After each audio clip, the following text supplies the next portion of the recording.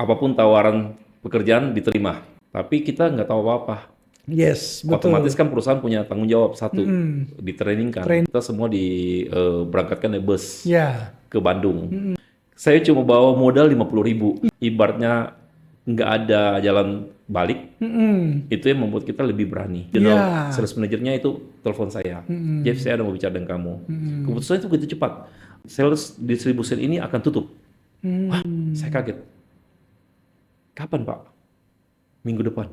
wah, Dikasih target waktu itu pertama kali adalah 60 miliar. oke. Tapi baru bicara, Jeff, kamu kembangkan cabang ini harus jadi 80. Siapa? Nah, ketemu waktu itu One Down Direksi di Manado pas kita lagi BPR meeting. Ya. Jeff, 100 miliar ya. Dari 60, 80, 80, jadi 100. Jujur, ini kita pernah dari perbankan pernah lakukan survei. Untuk dari generasi milenial sampai Gen Z ya, atau centennial ya, kita bilang itunya, pekerjaan apa yang diminati? Ya. Ternyata pekerjaan paling tidak diminati adalah marketing perbankan.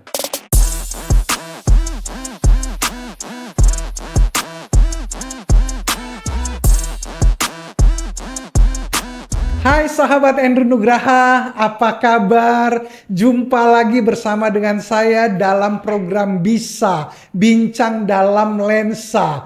Hari ini saya kedatangan teman saya, sahabat lama, orang yang sangat berhasil di dunia perbankan. Tapi tahukah teman-teman bahwa awalnya dia tidak jadi seorang banker, kerjanya startnya dari seorang sales obat. Bagaimana ceritanya? Mari kita kenalan dulu dengan dia. Halo Bro Jeffrey. Halo. Apa kabar? Luar biasa. Thanks for coming ya, sudah menyempatkan waktu untuk share ke teman-teman kita di sini. Terima kasih sekali waktunya dan Bro, bagaimana cerita waktu awal mula meniti karir sebelum jadi seorang banker? Waktu itu kerja apa sih? Waktu itu dapat tawaran kerja di farmasi. Oke. Itu sekitar tahun 2003. Ya karena lagi butuh kerja. Ya. Jadi apapun tawaran pekerjaan diterima. Pokoknya yang nawari kerja samber dulu lah. Ya, jangan dulu pikir tantangannya. Yang penting kerja dulu. Ya, jadi begitu kerja kan tidak langsung terima gaji. Betul. Kerja dulu baru terima gaji. Ya, betul. Nah, betul. Jadi perusahaan juga tidak mau kita kerja, tapi kita nggak tahu apa-apa. Yes, betul. Otomatis kan perusahaan punya tanggung jawab satu, di training kan. Training, betul. Nah, waktu itu saya melamar di farmasi. Melamar farmasi, formasinya itu pusatnya di Bandung. Oke. Di kota Bandung. Tapi rekrutmennya diterima di Makassar. Oke, jadi harus training ke Bandung. Harus training ke Bandung. Jadi dikasihlah tugas untuk training, dikasih tiket pesawat, dikasih bus perjalanan Jakarta Bandungnya. Jadi sampai di Bandara Soekarno-Hatta waktu itu, dulu belum Soekarno-Hatta ya, masih Halim. Oh, masih Halim. Iya, masih Halim. Oke. Jadi sampai di situ sudah ada bus yang menunggu untuk bawa kita ke Bandung. Oke. Kebetulan saya bukan sendiri, ada cukup lumayan juga yang beberapa orang. Yeah. Yaitu saya ingat dia ada dari Semarang, ada dari Surabaya. Kumpul semua di Halim itu. Di Halim itu. Nah, so kita semua berangkatkan naik bus ke Bandung. Saya cuma bawa modal 50.000. Itu tahun berapa itu? 2003. 2003. Hanya dengan uang 50.000 berani pergi ke kotanya orang. Ya. Wow, luar biasa. Jadi itu ya saya juga kalau pikir-pikir kembali, ya kok bisa ya? Saya senekat itu. Itu antara berani atau nekat itu? Nah, mungkin nekat ya. Nekat ya. Jadi kalau saya ingat-ingat kembali ya, kok bisa ya? Ya mungkin ya karena gitulah ya, karena ibaratnya nggak ada jalan balik, itu yang membuat kita lebih berani. Ya, Ya, sudah kalau- terlanjur ya ya, sudah lanjutkan ya. lanjutkan. Betul. Berapa lama training di Bandung waktu itu? Itu sekitar 1 bulanan. 1 bulan di Bandung. Iya. Tapi setelah itu dapat uang saku dari perusahaan itu. Jadi itu kalau hari Senin sampai Jumat kita itu kan dikasih makan ya. Ya, Ada disediakan catering. catering. Ya, kalau selama training dari pagi siang itu ada makan, Ya. ada ini makan, malam ada catering dibawakan di Wisma. Oke. Nah, tapi kalau Sabtu kan masuk setengah hari. Ya, Pulang itu kita dikasih uang jajan itu saya ingat 20.000. 20.000 per hari untuk 20.000 kan bukan per hari. Untuk Untuk Sabtu Minggu. Untuk Sabtu Minggu. 20.000 untuk Sabtu Minggu. Sabtu Minggu. Wow, Ya, luar jadi biasa. cukup nggak cukup ya dicukupkan. Pokoknya cari makan sesukamu dengan 20.000 2 hari ya. Ya. Nah, saya ingat itu waktu perjalanan ke Bandung itu suka duka ya, Iya. karena dengan tadi modal 50.000 pergi ke Bandung. Waktu itu kan lewat di Nebes ya, di tempat singgah saya lupa kotanya, kota apa di ininya. Itu kita makan di Resto Padang. Iya. Makan di Resto Padang. Saya ini kalau baik sebelum makan dan sesudah makan itu harus cuci tangan. Oke. Ya, itulah table manner yang diajarkan dari dulu. Oke, dan itu kebiasaannya Itu kebiasaan. kita. Betul. Tapi kebiasaan ini membuat saya yang keluar paling terakhir di Resto Padang ini. Oh, Jadi ketika saya habis makan, semua sudah pada naik ke bus. ke bus. Saya Tinggallah Bro Jeffrey. tinggal saya sendiri. Ketika saya mau keluar dari pintu, saya ditahan. Waktu itu ditanya, Pak, ini ada makanan yang belum dibayar. Lah, saya bilang, saya cuma makan nasi dan ayam. Ya. Dibilang, ini ada beberapa makanan, saya lupa makanannya apa saja. Tapi tagihannya waktu itu kurang lebih 49.000 total semua. Wow, dipikir cukongnya adalah Bro Jeffrey ya. Jadi, saya dengan uang 50.000 tadi sudah bayar makanan saya.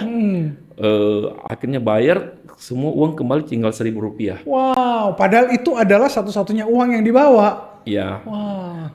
ya sampai di Bandung saya sempat berpikir ini saya mati kelaparan di kota orang, ya atau gimana? Iya, iya, iya. Iya. Karena sampai di sana itu tiba di Wisma. Wismanya jangan berpikir itu wismanya yang mungkin bagus ya. Ini Wisma tua itu biasa dipakai untuk kalau dulu mungkin tentara-tentara dari luar kota yang ditugaskan di sana pelatihan.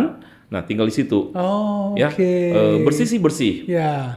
Tetapi ya tidak ada AC. Ya, satu kamar itu berdua. Kamar mandinya itu pakai bak mandi yang mungkin kalau ini ya Pakai gayung. pakai gayung. Iya. Ya. Nah, di situ ada satu dispenser. Satu dispenser yang sudah agak dekil. Dan ada gelas plastik. Saya nggak bisa lupa itu gelas plastiknya itu pakai kayak canteng itu gelas plastik ada pegangannya. Itu teman-teman begitu sampai mereka langsung minum. Saya telan ludah. Karena nggak biasa campur dengan orang lain. Iya, saya ini orangnya agak pembersih. Saya nggak suka campur-campur dengan orang lain. Iya. Lihat mereka minum, aduh saya nggak ini mau antara kebutuhan haus dengan prinsip. Iya. Ya saya nggak bisa, saya bilang. Akhirnya sampai malam saya nggak minum. Iya. Mau beli air mineral 1.000, waktu itu air mineral masih sanggup beli ya gelas ya Ya. 1.000 rupiah. Tapi saya berpikir kalau saya pakai untuk beli air mineral, in case saya ada kebutuhan lain, gimana? Betul. Duit betul. 1.000 ini, Ya. ini duit satu-satunya nih. Jadi saya harus simpan nih, ibaratnya kan, duit berharga nih. Nah, ya besoknya kan kita dijemput Iya. untuk pergi ke tempat training. Ya, puji Tuhan di situ sudah ada makan minum. Oke. Ya, jadi aman lah. Untuk Duit nggak perlu keluar lah ya. nggak perlu duit. Jadi tinggal pulang malam kita belajar. Ya. Ya kayak apa namanya asrama begitu kita Ya. pulang belajar buku-buku, ini dikasih tidur. Besok dijemput lagi. Ya, so far 1 bulan terlewati. Ya, dan saya bersyukur dengan uang yang tadi 20.000, ya dicukup-cukupkan. Saya masih bisa pulang bawa oleh-oleh. Wow, Itu keren, dompo keren. pisang itu ya, yang pisang dari ciri khas Bandung. Iya, Saya ingat itu beli di pasar Dago ya. Ya itu waktu itu masih pasar. Saya masih bisa beli untuk teman-teman. Ya walaupun nggak tidak mewah, banyak. tapi sesuatu yang menurut saya itu dengan usaha yang apa namanya, uang yang terbatas saya Dan punya. itu pasti memorable sekali ya, tidak Memorable terlupakan. Tak terlupakan itu. Nah, setelah balik dari Bandung selesai training, kemudian berarti kerja di farmasi ya, sebagai medical representative. Iya. Kerjanya pasti keliling-keliling dokter-dokter. Keliling dokter. Nah, kerja sebagai seorang medical representative kan biasanya itu identik pulangnya malam, subuh, karena tungguin dokter. Gimana waktu itu? Ya, ini satu pengalaman menarik lah ya. Mungkin kalau pernah kerja di farmasi, orang-orang yang pernah kerja di farmasi itu punya mental yang tough. Ya, betul. Karena pergi pagi, pulang subuh. Pulang subuh. Ya, jadi kalau lagunya apa namanya itu, yang aku rela pergi pagi pulang pagi ya. Ya, ini belum sampai pagi, masih subuh ya. Jadi itu bertemu dengan dokter, ya, meyakinkan bahwa kita punya obat, cara kerjanya, kita harus bisa tahu prosesnya dari A sampai Z-nya, ya, dari ibaratnya dari hulu ke hilirnya, cara kerja obatnya, ya, prosesnya itu saya masih hafal tuh, ya, dari kalau kita kapsul, ketika diminum oral, ya, masuk ke lambung itu berapa lama dia pecah dari kapsulnya ya. Karena harus pecah dari kapsul baru obatnya keluar. Betul, ya, betul. Itu harus melalui proses sehingga kita bisa ceritakan kepada dokter, ini loh obat saya berbeda dengan obat lain. Dan itu perjalanan yang cukup panjang, keliling dari satu dokter ke dokter lain, tungguin pasiennya habis. Apalagi kadang-kadang ada dokter-dokter mungkin yang jam 1 pagi baru pasiennya selesai. Iya, kalau dokter-dokter yang poten, ya kan, kalau dokter-dokter poten itu pasti pasiennya bejibun lah, ya bejibun. Jadi orang antri tuh. Nah, kita ibaratnya orang dari farmasi, ini mungkin adalah antrian yang bukan spesial. Betul. Karena customer harus nomor satu, apalagi pasien. Ya, sudah gitu mungkin belum tentu yang sales obat bukan cuma kita kan? Oh, banyak. Jadi kalau terpoten pasti yang antri banyak. Iya, betul. Ibarat kalau nona cantik kan, yang naksir banyak. Yang naksir banyak. Betul, ya kan, betul. nggak mungkin cuma satu dua orang. Betul. Jadi itu farmasi bisa lebih 10. Iya. Nah, ya kita sesuai nomor antrian. Jadi kalau kita dapat antriannya 12, ya ikut giliran. Biasa kita udah lihat, wah ini orang farmasi ini kok lama banget dia cerita dalam. Ya, apa dibikin nih? Betul. Biasa dengan orang farmasi, berapa lama kamu? Ya jangan lama-lama ya, udah jam 1 nih. Kan? Nah, ya itu apa namanya? Kalau diingat ya, masa-masa itu masa-masa yang penuh kenangan ya, suka dukanya, tapi itu mungkin salah satu pengalaman yang membentuk sampai mental. akhirnya jadi hari seperti sampai hari ini karena kita pernah melalui masa-masa yang tough itu. Apa yang membuat Bro Jeffrey pindah dari industri farmasi ke industri perbankan? Waktu itu sebenarnya yang membuat saya pindah bukan karena keinginan, tapi karena kondisi. Ya, saya sempat kena paru-paru basah. Oke, karena mungkin terlalu sering pulang malam itu ya. Jadi kan dari dokter ke dokter itu saya kan naik motor waktu itu, ya, naik motor, mungkin kena angin malam, ya, juga waktu istirahat kan kurang, ya, betul. Ya, akhirnya waktu itu batuk berkepanjangan, pergi periksa dokter, wah ternyata ini gejala TBC, paru-paru basah, sehingga waktu itu orang tua bilang kamu berhenti aja, kamu rusak tubuh kamu kalau begini terus, tapi saya pikir saya masih muda, masih mau kerja dan ada sebagainya. Cuman ya, karena orang tua bilang kalau kamu begitu terus, ya kamu nanti tua menderita. Nah, pikir-pikir waktu itu ya sudahlah, karena penyakit ini juga harus lama ya. Istirahat minimal 6 bulan kan. Waktu itu sebenarnya supervisor saya sempat tahan, ya. Supervisor saya waktu itu sempat bilang kamu kalau udah baikan masuk lagi. Ya, cuman karena saya bilang Pak, saya nggak enak. Ini cukup lama nih. Paling cepat 3 bulan, Iya. bisa sampai setengah tahun. Nah, akhirnya saya memutuskan berhenti. Iya. Ketika saya sudah ibaratnya sembuh, ya waktu itu mulai ini, kebetulan ada tawaran dari teman. Teman bilang di kantornya dia itu lagi ada butuh marketing. Oke, dan itu adalah bank. Nah, itu Bang, Waktu itu Bang Mega. Bank Mega akhirnya join di situ Ya, sebagai sebagai AO. marketing ya. Marketing ya. Marketing dia itu lebih fokus ke funding waktu itu. Funding. Iya. Oke, berarti harus cari nasabah untuk taruh duit di Bank Di Mega. Bank Mega. Berapa lama waktu itu kerja di sana? Di situ 3 tahun setengah, almost 4 tahun lah. Almost 4 tahun Iya. dengan jenjang karir yang sama. Ya. Oke, setelah itu pindah kemana bro? Setelah itu saya pindah ke DBS. DBS berapa lama? Di DBS itu kurang lebih almost 2 tahun. Almost 2 tahun. Terakhir sebagai? Saya terakhir itu sebagai RM senior. Tadinya saya masuk itu sebagai sales manager. Sebagai sales manager, Ya, oke. sebagai sales manager itu di situ prestasi bagus. Karena dari seluruh Indonesia, saya punya tim termasuk saya, itu kita menang kontes. Oke, seluruh Indonesia. Seluruh Indonesia. Jadi 2 kali kontes, kan 2 tahun kan? 2 tahun itu 2 kali kontes. Menang berturut-turut. Saya yang pertama itu menang ke Penang. Oke. Ya, jadi kalau Dapat hadiah ke Penang. ya kalau lihat ada Facebook saya itu ada pegang meriam itu mirip yang di sini benteng Rotterdam. Ya. Nah di sana di Penang itu ada benteng itu. Seperti itu, Ya ha. benteng saya lupa George kalau nggak salah itu. Nah itu saya di Penang. Oke. Berikutnya saya menang lagi ke Makau.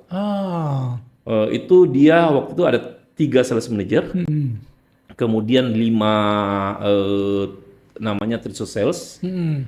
Itu pemenang untuk kontes itu. Tetapi karena waktu itu kan tahun 2008 kondisi lagi kurang bagus, Iya. sehingga manajemen waktu itu menutup ininya. Sales yang berangkat itu hanya dapat 2, untuk sales manager hanya 1. Oh. Nah, apesnya saya adalah peringkat kedua, bukan peringkat pertama. Oh. Jadi yang berangkat tuh sales manager dari Surabaya. Oke. Saya peringkat kedua, saya nggak menang. Dan waktu itu ya marketing saya itu berangkat. Marketing saya itu berangkat. Sales manajernya malah enggak. Sales manajernya enggak. Jadi marketing saya berangkat, saya yang tertinggal. Oke. Tapi ya kita harus inilah karena kondisi perusahaan waktu itu sedang ada situasi khusus. Iya. Kita harus paham juga. Nah, kemudian tidak lama dari kontes tersebut, saya punya area ini bukan area sih, regional sales manajernya itu telepon saya. Jeff, saya ada mau bicara dengan kamu. Keputusannya itu begitu cepat. Sales distribution ini akan tutup. Wah, saya kaget. Kapan Pak? Minggu depan. Wah. Saya sampai nanya, Pak, serius? Ya, minggu depan kamu kamu sudah harus bicara dengan timmu bahwa minggu ini mereka terakhir. Ya. Wah, saya kaget. Nah, terus saya tanya sama dia, Pak, kalau tutup begitu nanti saya gimana? Sebenarnya kamu Jeff, saya udah ada tempat. Saya udah bicarakan dengan salah satu petinggi waktu itu, ditawarkan, kamu mau nggak jadi BM? Di mana Pak? Kan kalau di Makassar nggak mungkin, Ya. sudah ada ininya. Betul. Lagian kan cabang cuma 1 kalau Ya, di cabang Makassar. cuma 1. Ha. Ya, ada tempat di Jakarta. Saya lupa kalau nggak salah daerah Pondok Indah atau apa gitu. Pak, kasih waktu saya berpikir boleh? Ini berangkat, ya. Nah, saya discuss dengan mantan pacar, Mantan pacar. ya, yang sekarang jadi Istri. ya, discuss waktu itu. Wah, saya harus pindah ke sana. Pertama, kalau saya pindah ke sana, saya hitung, saya kan mau menabung, Iya. ya. Walau biar bagaimanapun itu saya udah pacaran lama. Iya. Ibarat kita harus sebagai laki-laki bertanggung jawab. Untuk Masa menikah. dipacarin nggak dinikahin? Iya, betul, Ya. betul. Nah, pemikiran ke situ. Saya mau punya menabung untuk namanya beli rumah lah. Wah, kalau di Jakarta, setahu saya itu biaya hidup tinggi. Betul, 2 dapur. Iya kan? Nah, mau ke kantor saja itu transportasi saya Ya, butuh, belum tempat tinggal, saya otomatis harus ngekos. betul. Ya, saya tanya waktu itu sama atasan saya, Pak, kalau saya ke sana, tunjangan saya ada nggak? Hmm. Terus kenaikan gaji saya ada nggak? Wah, Jeff, itu belum, Jeff. Hmm. Kalau kamu pindah ke sana, paling mungkin gaji kamu ada penyesuaian, tapi tunjangan belum. Hmm. Karena manajemen lagi begini, bla bla bla gitu. Hmm. Wah, saya bilang, wah kalau kayak gitu Pak, agak berat nih. Hmm. Saya di Makassar aja deh Pak. Hmm. Nah, tapi kalau di Makassar kamu otomatis downgrade loh. Hmm. Kamu ini jadi RM. Ya, Ya, kalau di bank itu RM itu relationship manager, ya. itu ini apa namanya? Marketing. Marketing biasa. Marketing. Betul. Marketing.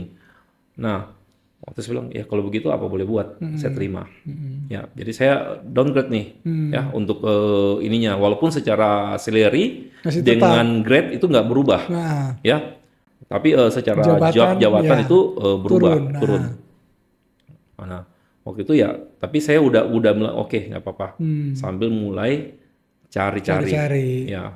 Nah, untung dapat tawaran waktu itu dari Bank Permata. Oke, akhirnya pindah ke Bank Permata. Ya. Pindah ke Bank Permata sebagai Sebagai marketing juga, marketing juga. ya, tapi marketing ini agak unik. Ah, Ya, ini saya ketahui setelah 1 tahun kerja di situ. oke. Ya, jadi marketing di Bank Permata waktu itu namanya PFC, Personal Financial Consultant. Nah, saya ditawari namanya Senior PFC. Kalau disingkatnya itu SPFC. Ya. Ketika saya training ke Jakarta, teman-teman yang training tanya, kamu bagian apa? SPFC. Apa itu? Apa itu? Loh, saya bilang nggak ada yang gitu, nggak ada. Ternyata jabatan ini diajukan di manajemen, saya nggak tahu bagaimana, oleh regional saya waktu itu untuk menyesuaikan dengan grade dan salary saya. Ya. Yang sebelumnya memang dari waktu di BS Sudah di situ. sudah grade manager, ya. Nah, tentunya dengan perhitungan target yang lebih tinggi Ya, dibandingkan teman-teman yang lain standar. Ya, ibaratnya what you take, what you paid. Ya, Ya kan? betul. Nah, itu betul. yang ibaratnya. Jadi, saya baru tahu, oh gitu kira-kira. Nah, gitu. Jadi, saya ketika waktu kerja di Bank Permata itu juga, itu sebenarnya yang tadi saya bilang, saya sudah punya plan. Ya, saya masih ingat itu saya masuk itu bulan 9. Tahun 2009. 2009. Ya, oke. jadi ketika saya pindah itu, saya udah punya plan. Saya orangnya simpel aja kok, Endro. Saya itu hitung. Ya, walaupun sebenarnya kalau kita hitung itu belum tentu diberkati Tuhan kan. Saya hitung kalau saya merit tahun 2009, perempuan kan hamil 9 bulan. Ya. Otomatis tahun 2010. Ya. Ya. Nah, itu baru lahir anak saya.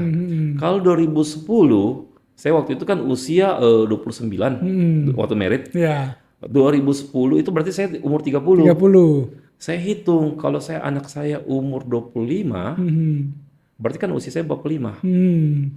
Sorry, usia saya tambah ini ya. Tambah 25 Tambah berarti. 25 kan ya.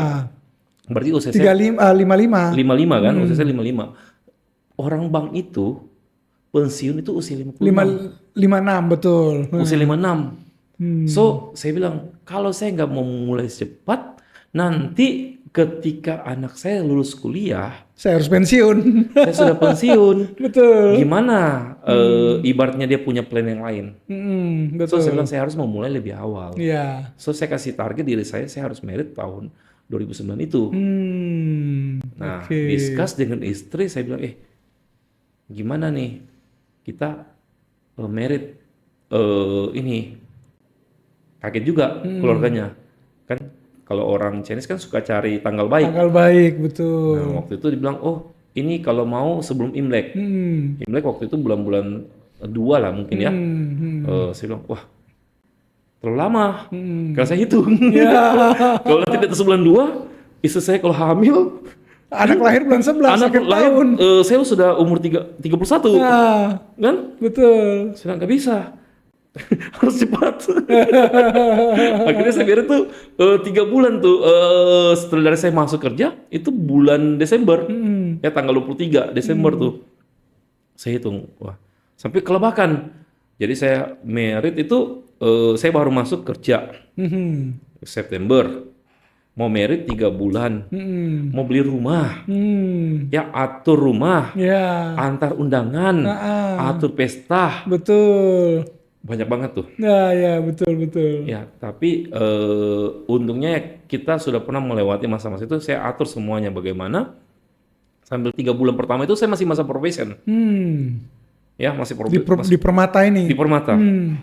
Nah, eh, cuman ya dengan ya ini kalau apa namanya kita bilang kita kerja ya Ya, dengan kepercayaan yang kuat, ya saya bilang saya bisa, ya. ya saya bisa lakukan. Jadi saya Hmm. lakukan semua tuh. Itu dalam 3 bulan pertama itu, selain saya capai target lulus probation, Mhm. saya merit, Mhm. ya beli rumah, Wow. isi furniture. Kalau Wah. laki-laki di Ya. Chinese kan banyak banget tuh saya bilang sih. Ya.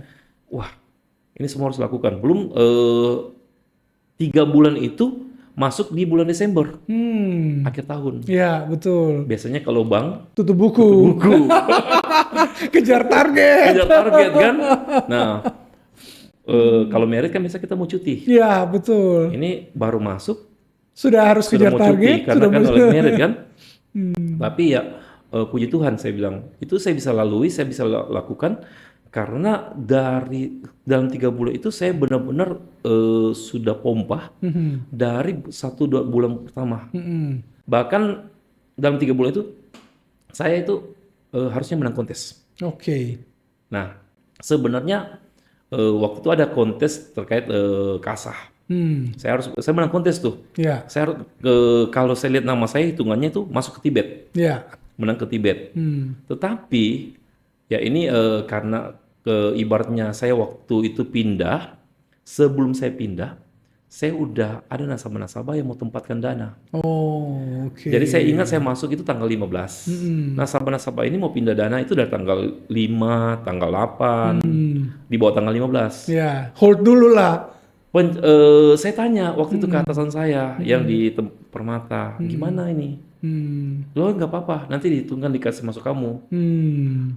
Ternyata benar, itu dikasih masuk ke saya, Hmm. tetapi apa yang sudah masuk itu tidak hitung sebagai poin saya. Oh. Itu jadi kaki, jadi baseline. Ya, ya, ya, ya, ya, ya. Ha, Jadi ha, baseline. betul, betul. Ibaratnya dana itu masuk misalnya 10 miliar. Ya, ha. Itu bukan masuk dalam pencapaian poin saya. Hmm. Itu jadi baseline saya. Baseline saja, Kalau ha. 10 miliar ini keluar, saya minus. Ya, betul. Tapi kalau dia bertambah 1 miliar, saya baru terhitung 1 miliar. Hmm. Itu yang saya nggak paham. Hmm. Nah, jadi saya sempat komplain waktu itu, Ya. cerita, akhirnya di ini sama ketahui sama saya punya regional, dia bilang gini aja Jeff, kamu besar hati aja, legowo. Ini akhir tahun, kamu kan mau itu, saya kasih kamu cuti. Nggak ini kan, kita nggak unpaid, Ya. potong cuti, kamu tahun depan berusaha lebih baik lagi. Oke? Karena beliau itu saya pandang, saya hormati, jadi saya dengar, Terimalah. ya saya dengar regional saya waktu itu ngomong ini. Nah, begitu tahun depannya lagi, saya kejar kontes lagi nih, Oke. kejar kontes, menang lagi. Ya. Waktu itu ke Italia, Italia, Roma, Vatikan. Ya. Menang kontes, saya berangkat tahun 2011. 2011. Kan kontesnya 2010. Ya, betul. Menang kontes 2011 berangkat. Nah, karena kita ini berkibar, ya biasanya kan banyak penawaran tuh. Ya, betul. Ya banyak Betul. tawaran. Banyak mendekati. Yang Ya. mendekati kan. Jeff, kamu mau nggak sini? Nah, saya ingat waktu itu pas saya ada hendak jemput, ada datang BOC BOD. Satu mobil dengan saya punya regional. Regional saya waktu itu cita-cita, gimana Jeff? Gini-gini, saya bilang, iya Pak, baik Pak. Saya bilang, Pak, ada opportunity nggak untuk saya bisa lebih berkembang? Saya cerita sama dia, saya bilang, saya dulu begini Pak, ya kondisi, dan kemudian saya saat ini jujur saja sudah ada beberapa yang tawarin, tapi saya selalu adalah punya satu rasa, orang bilang nggak enak. Karena customer saya harus pindahkan lagi. Ya. Mereka tadi sudah ikut saya dari tempat sebelumnya 2 bank sampai di Bank Permata. Ya. So kalau saya harus tinggalkan dalam waktu 3 tahun, menurut saya itu orang bilang kutu loncat. Ya, betul. Ya. So saya bilang kalau ada kesempatan di sini, saya pengen berkarir lebih. Waktu itu atasan saya sempat bilang, Jeff, kamu mau nggak? Kita sebenarnya ada tempat kosong.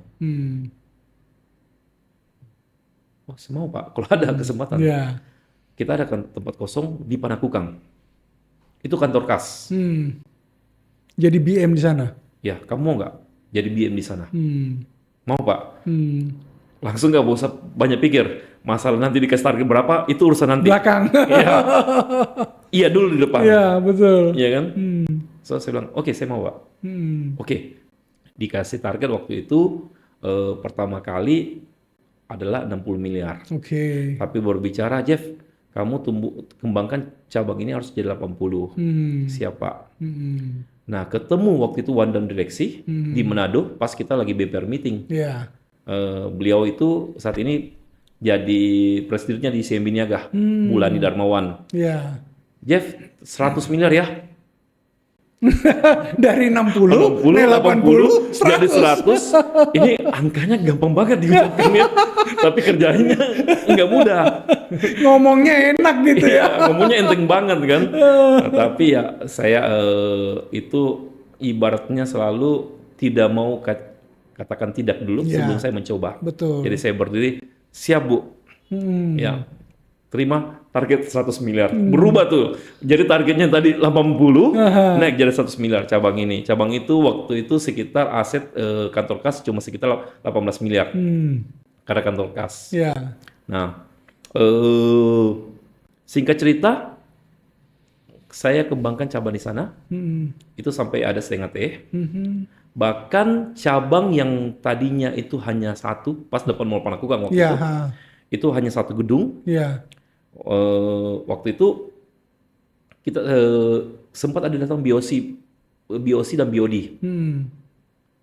Beliau itu kita atur strategi untuk turun di cabang sana supaya berkunjung melihat cabang itu. Waktu itu dia tanya, Jeff, bagaimana cabang? Setelah ini Pak, ya saat ini sudah 100 miliar gini. Wah bagus ya.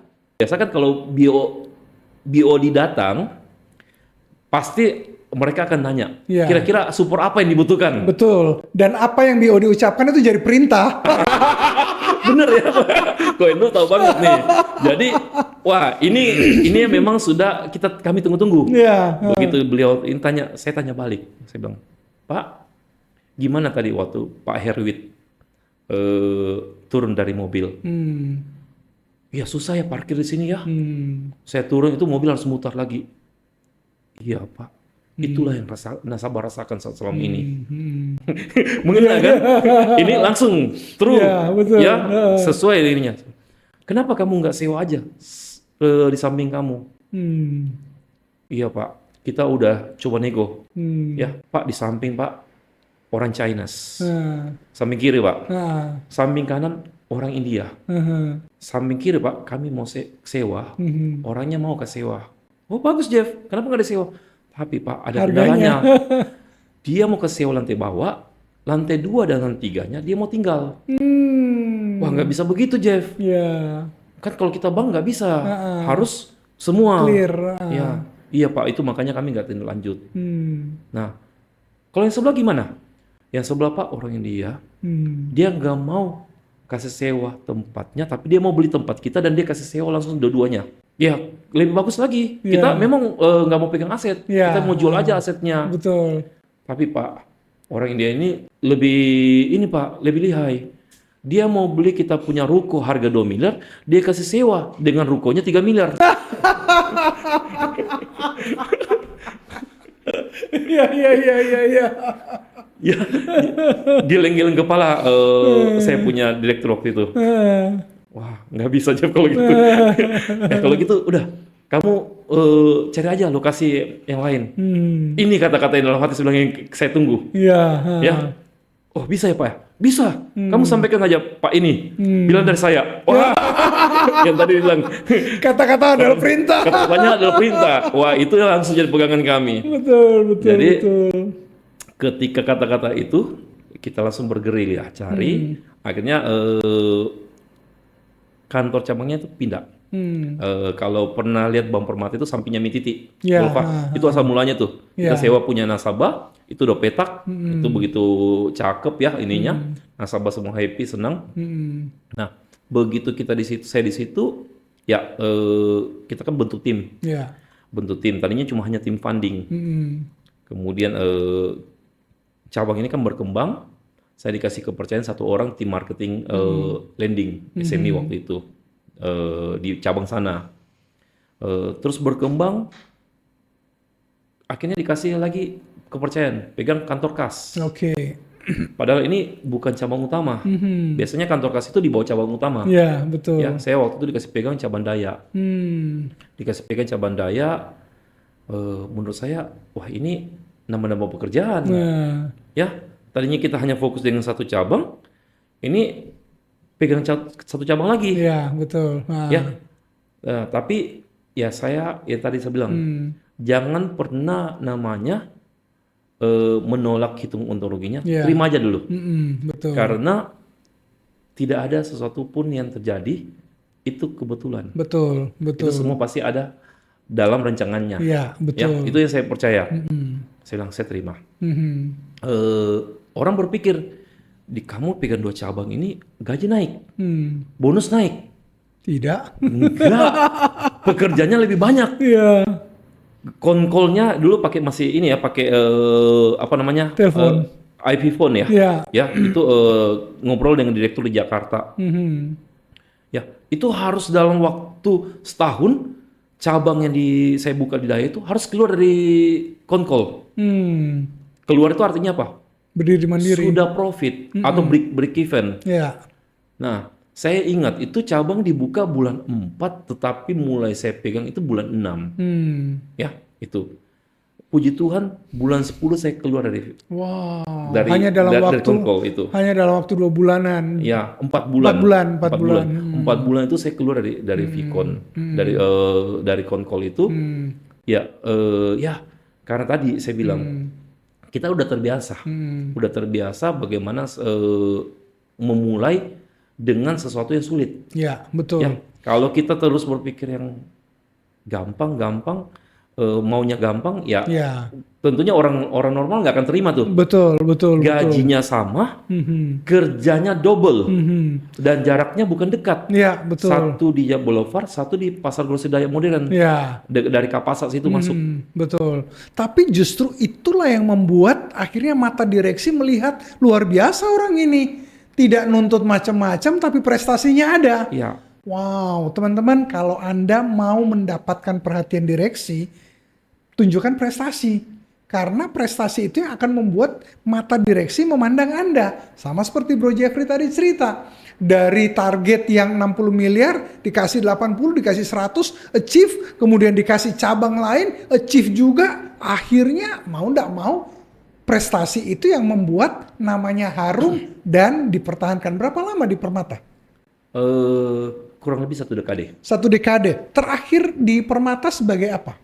Saya di situ sebagai Deputy Executive Branch Manager. Dari Permata akhirnya pindah kembali ke Bank Mega. Iya. Berapa lama waktu itu terakhir di Bank Mega? Bank Mega kurang lebih 5 tahun. 5 tahun juga. Terus sekarang ada di SMBC. SMBC itu adalah Summit Mitsui. Sumitomo Mitsui Banking Corporation. Itu adalah Bank Jepang. Sebagai Vice President Area Business Indonesia bagian Timur. Perjalanan 23 tahun di banking, terus kemudian bisa capai seperti hari ini. Sebenarnya apa sih yang Bro Jeffrey cari?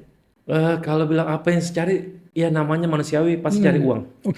Good. Ya, itu tidak boleh munafik. Ya, kita harus pasti perdahulukan berapa sih yang kita bawa pulang. Ya, betul. Apalagi kalau sudah sebagai kepala rumah tangga ya.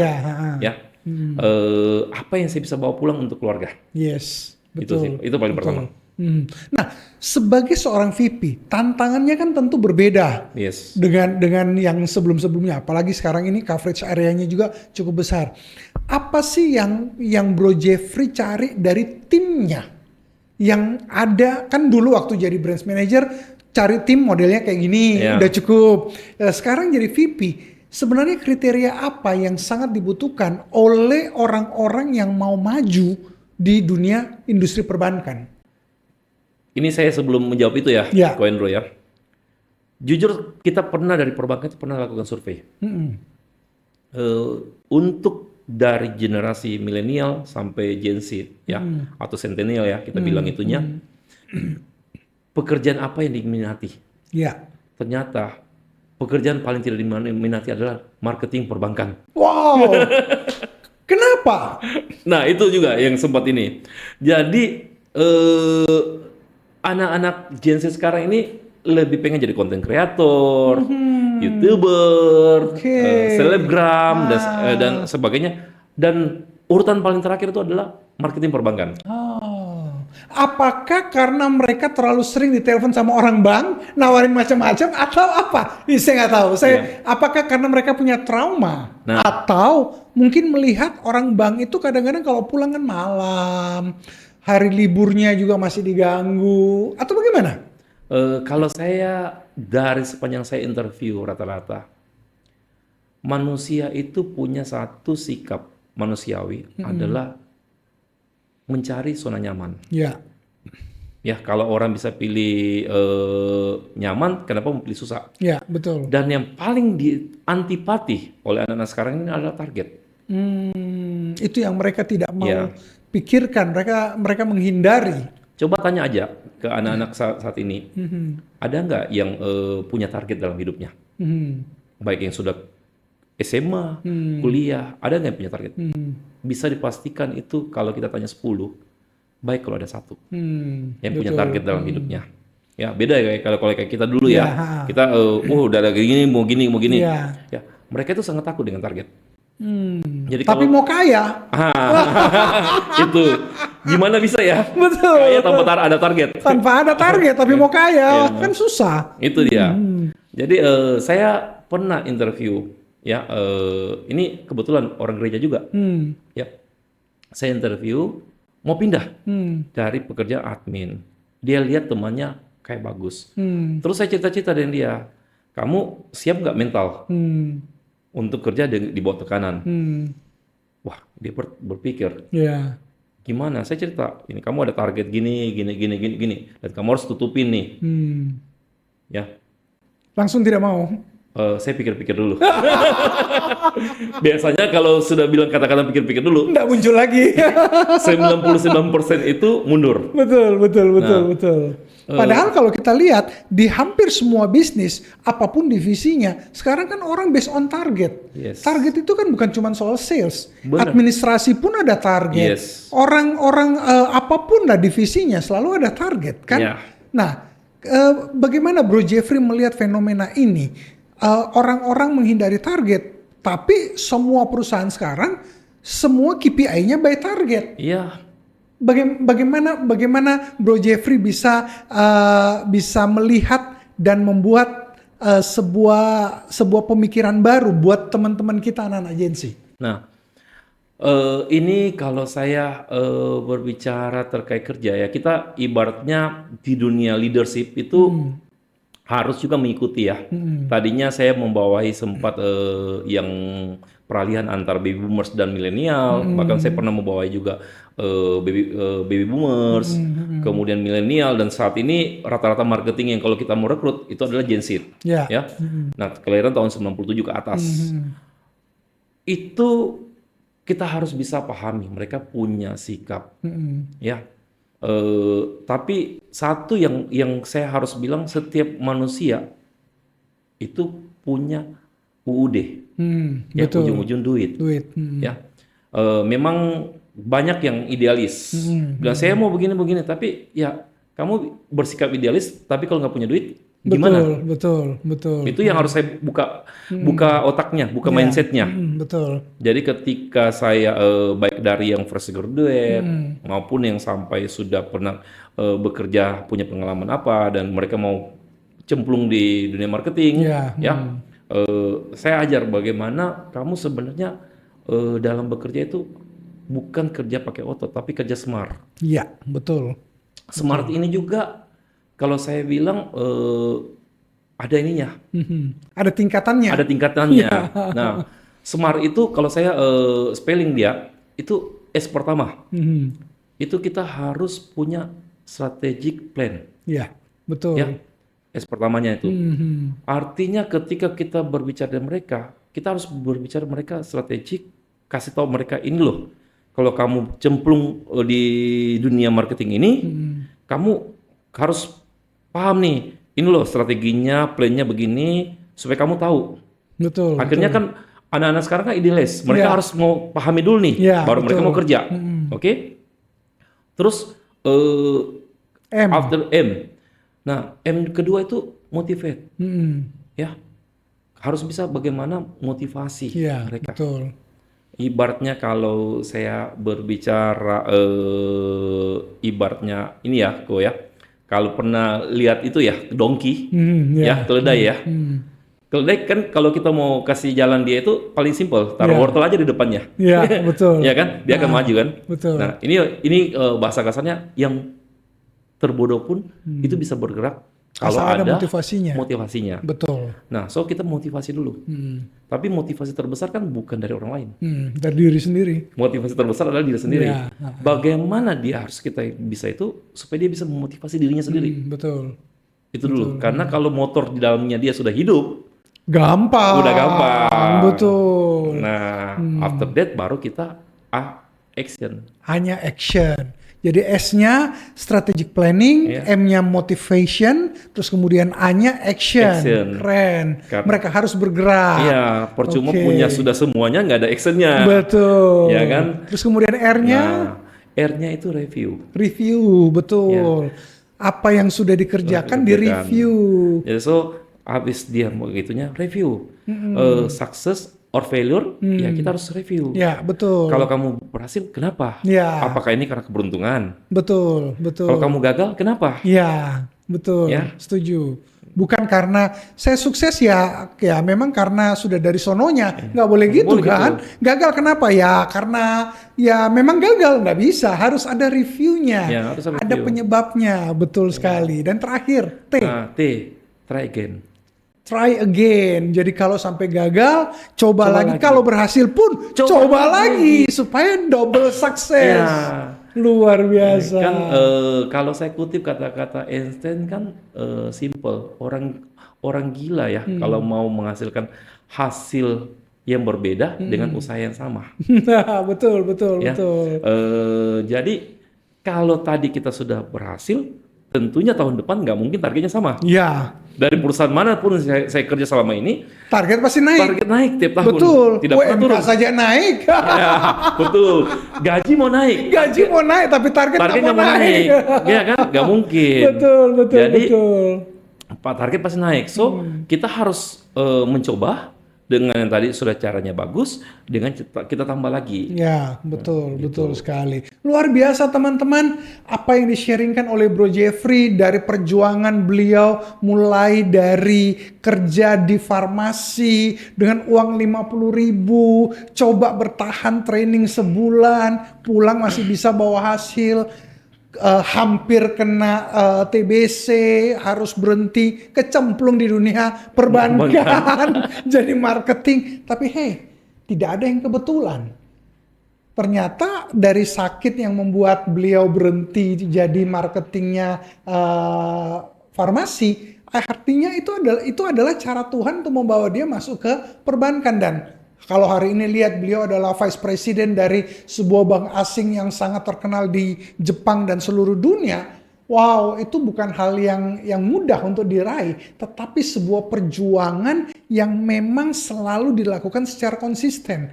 Beliau punya prinsip dan selalu berusaha untuk mencapai target. Dikasih target apa, dia tidak bilang tidak dulu, iya dulu, baru kemudian cari caranya. Iya.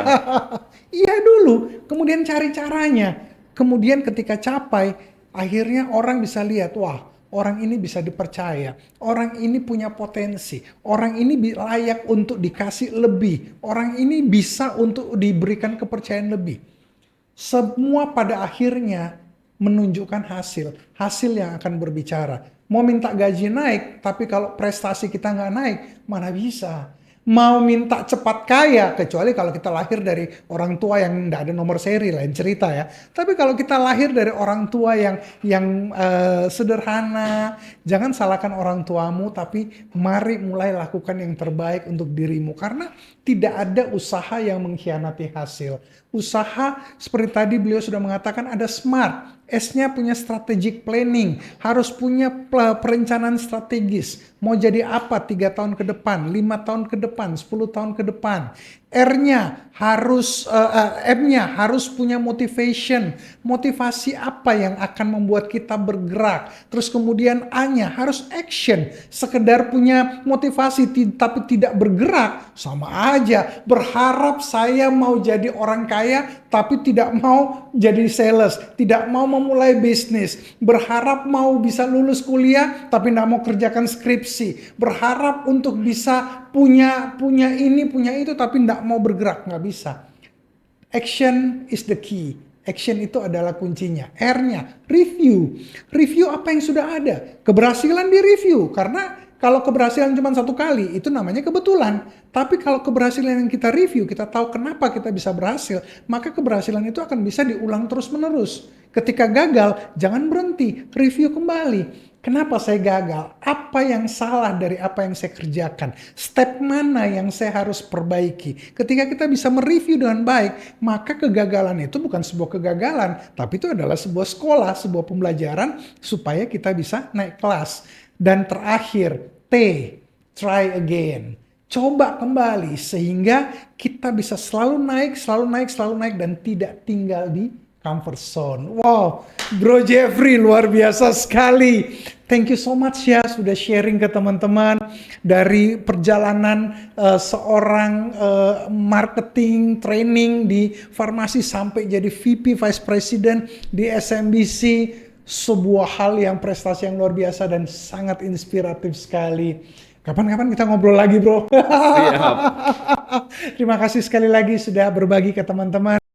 Akhir kata, tetap semangat dan jangan pernah menyerah karena apapun yang terjadi selalu ada jalan keluarnya. Ingat, kita tidak dilahirkan sebagai orang gagal, tapi sebagai pemenang. Saya Andrew Nugraha bersama seluruh kru yang bertugas mengucapkan sukses buat teman-teman semua.